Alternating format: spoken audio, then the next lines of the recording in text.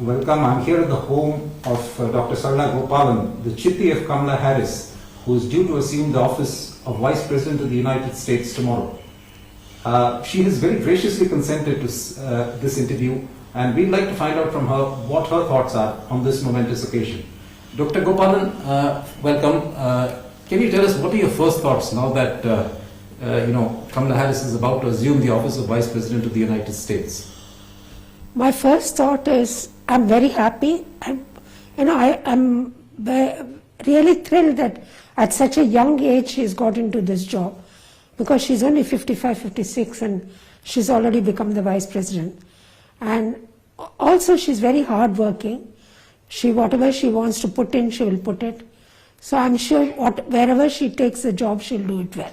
And what sort of ties does she have with India, especially with her ancestral home here in Chennai? I don't think she has memories of the home in Chennai which my father had, but that was when she was young. And when I was in Chandigarh, she's visited us a couple of times.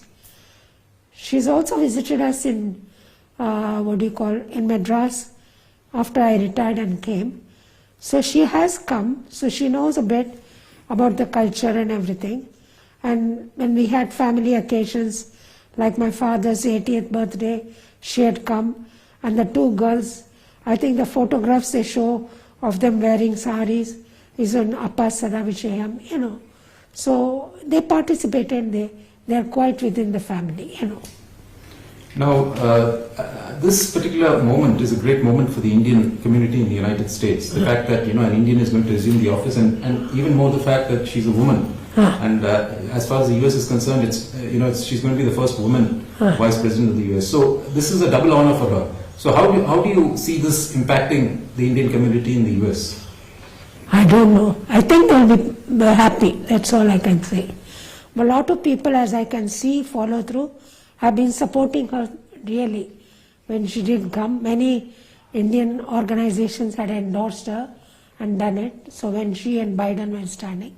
So I hope they continue to give her support, that's all. And do you see this basically encouraging more and more Indians to stand for political office in the United States?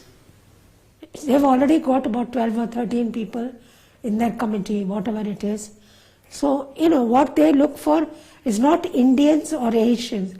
They're looking for talented people. And it happens that some of the Indians there are very talented. And so they picked on them, Couple of Kashmiris are there, everybody is there. But I think Joe has picked them up mainly because they are talented, not because they are Indian and because Kamala is Indian, no. Now, she's of course going to chart out a new path, given that she's the first Indian and the first woman to assume that office. How do you see this impacting cultural ties, say, between India and the United States?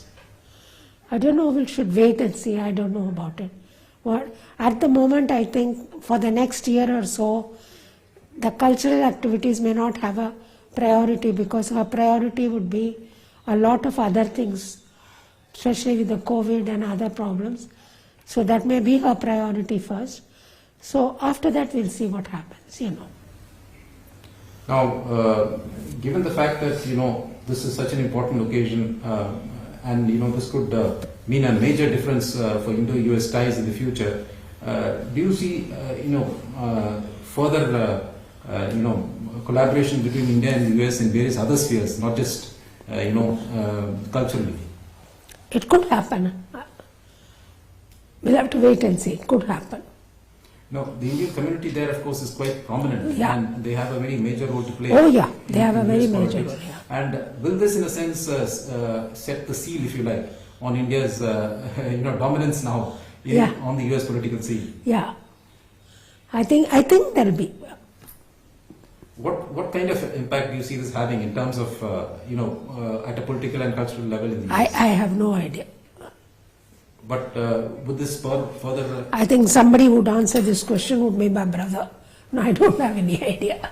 Okay, so what message do you have for the India at large, for those Indians who take pride in these kind of honor being given to her? What message do you have for the Indian community at large, both here as well as in the US?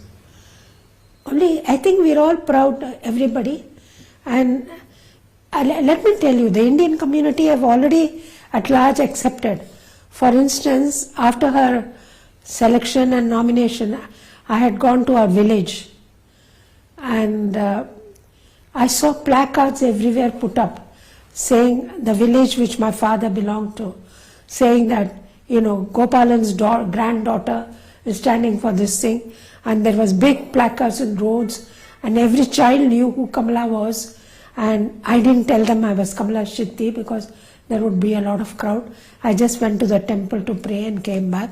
But then I could see a lot of people already recognizing her because Appa belonged to that village, Appa's name was connected to that village because my father was P.V. Gopalan and P belonged to Painganade. And this village is Painganade, Tulasindapura. So people there were very excited that, from our place somebody has come. So I'm sure everybody is proud.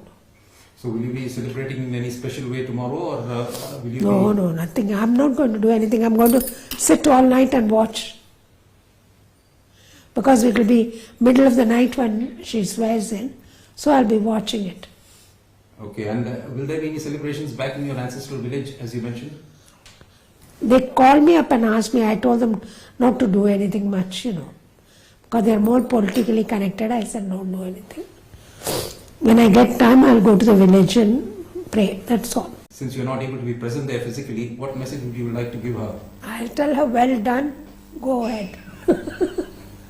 So as you can see, clearly Kamala's Chitti is in a very buoyant mood, and she's looking forward to the occasion tomorrow when Kamala Harris will actually assume the office of Vice President of the United States. With cameraman Santanam here in Chennai, Philip Matthews for Doordarshan News.